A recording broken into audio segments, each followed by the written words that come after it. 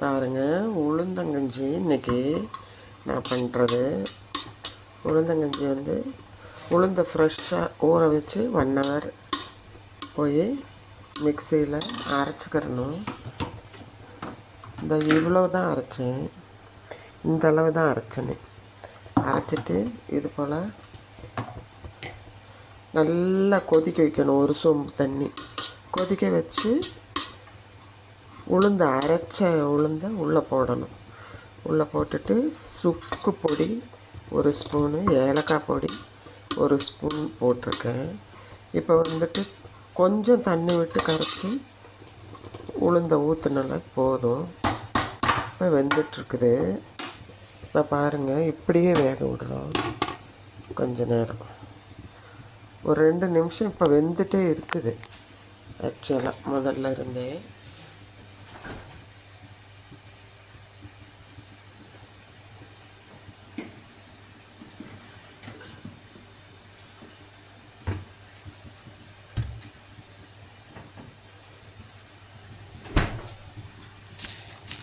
இப்போ வெள்ளைப்பாகு ஊற்றணும்.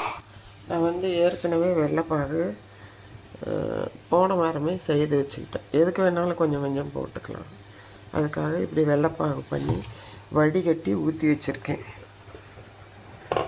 இப்போ உளுந்து பாருங்கள் எப்படி கொதிச்சு வேகுதுன்னு. சரியா? இப்போ உளுந்து வந்து நிறம் மாறுது. இப்போ வந்து வெள்ளைப்பாகு ஆட் பண்ணுறேன்.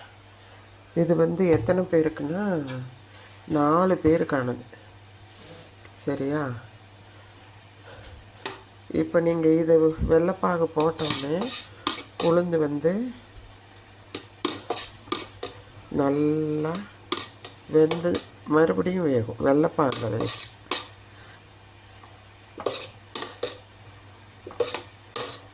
இப்போ தண்ணி ஆயிடுச்சு பார்த்தீங்களா? மறுபடியும் வெந்து கட்டி ஆவாங்க.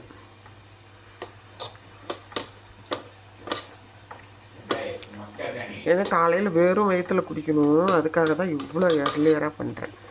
1 வாரமாக தவணை வெள்ளைப்பாகை எடுத்து வச்சுட்டு டெய்லி தோசை, இட்லி, இப்படி சப்பாத்தியை போட்டுட்ருக்கேன். ஆஃபீஸ் போகிறப்ப காலையில் உட்காந்து கிளறிட்டுருக்க நேரம் இருக்காது.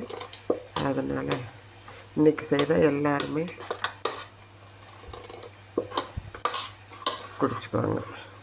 அடி பிடிக்காமல் பார்த்துக்கணும். வெள்ளைப்பாகை போட்டதே அடி பிடிக்க ஆரம்பிச்சிடும். அதனால் அடி பிடிக்காமல் கைவிடாமல் கிளறணும். அதுக்கு முதல்ல உளுந்து மட்டும் வேகும்போது அந்தளவு பிடிக்க மாட்டாங்க. தண்ணியில் கரைச்சி ஊற்றுறதுனால நல்லா வெந்துடுவாங்க. இனி இவங்க வேகணும், கொஞ்சம் டைம் கொடுப்போம். ஒரு 2 மினிட்ஸ் மூடி வச்சுட்டு, இல்லை 1 மினிட் மூடி வச்சுட்டு கொதிக்கும்போது மறுபடியும் கிளறுவோம். ஏன்னா வெள்ளைப்பாகு வந்து ஃப்ரிட்ஜில் இருந்து எடுத்ததுனால ஐஸ் போல் இருக்கும். நான் என்ன பண்ணுறேன்னா, இந்த மாதிரி லிட்டு போட்டு ஒரு பாலித்தீன் போட்டுருவேன். பாலித்தீன் போட்டுட்டு நீங்கள் நார்மல் கேரி பேக் போட்டுட்டு இது போல் டைட்டாக க்ளோஸ் பண்ணி வச்சிட்டிங்கன்னா எப்பப்போ எதுக்கு தேவையோ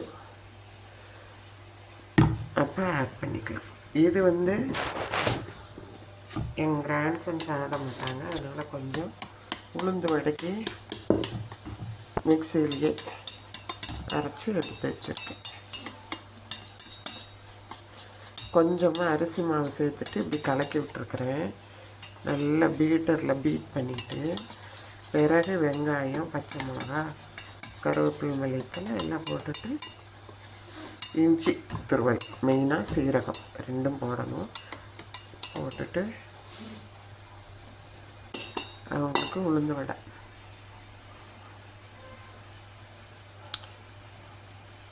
சரி, நான் ரெடி பண்ணிவிட்டு காமிக்கிறேன். இன்னும் வந்து கொதிக்க ஆரம்பிக்கலை. கொதிக்கணும். கொதித்த பிறகு 2 மினிட்ஸ்க்கு அப்புறம் கிளற ஆரம்பிச்சுட்டு சர்வ் பண்ணும்போது காமிக்கிறேன் உங்களுக்கு. ஓகே? இது போல் நீங்களும் சத்தானதாக சுவையானதாக சாப்பிட்டு பழகுங்க. இது நீங்கள் இன்னும் பான் சுகர் இருந்து அந்த பான் சுகரோட இதில் இது வந்து உருண்டை வெல்லம். நான் இன்றைக்கி அது இருக்குது, அதனால் போடுறேன். பான் சுகர் காய்ச்சி வச்சுக்கிட்டு அதில் பண்ணிங்கனாலும் இன்னும் ரொம்ப நல்லது. அது ஏற்கனவே அது காமிச்சிருக்கிறேன். அதனால் இன்றைக்கி வந்து வெள்ளைப்பாகு இருக்கிறதுனால வெள்ளை. ஓகே, பாபாய். சப்ஸ்கிரைப் பண்ணிவிட்டு பாருங்கள் ப்ளீஸ்.